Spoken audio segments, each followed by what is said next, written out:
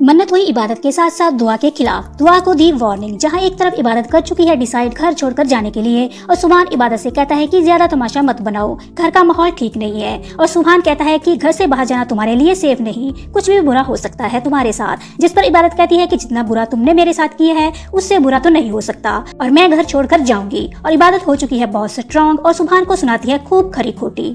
और सुभान को अंदर से हो रहा है बुरा फील, और कायनात सुभान से कहती है कि तुमने कुछ गलत नहीं किया और तुम्हारे लिए मन्नत ही सही है। और दुआ इबादत को समझाती है कि ये घर तुम्हारा है, तुम यहाँ से कहीं नहीं जाओगी। और कायनात कहती है कि जाने दो इस मनहूस को।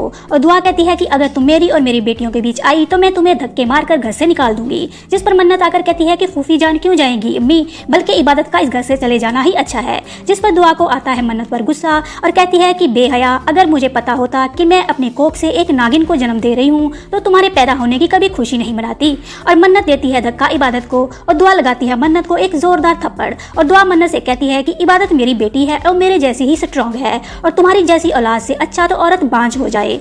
दुआ मन्नत को कहती है कि घर से इबादत को नहीं बल्कि तुम्हें जाना चाहिए। और ये देख मन्नत होती है जेलस, और दुआ के कहने से इबादत घर जाने का फैसला छोड़ देती है। और मन्नत कहती है कि आपने इसे रोककर अच्छा नहीं किया, अब ये अपनी बर्बादी अपनी आंखों से देखेगी, और मेरी और सुभान की शादी तो होकर ही रहेगी। जिस पर दुआ उठाती है डंडा और मन्नत की करती है खूब धुलाई, और मन्नत रोक लेती है दुआ का हाथ।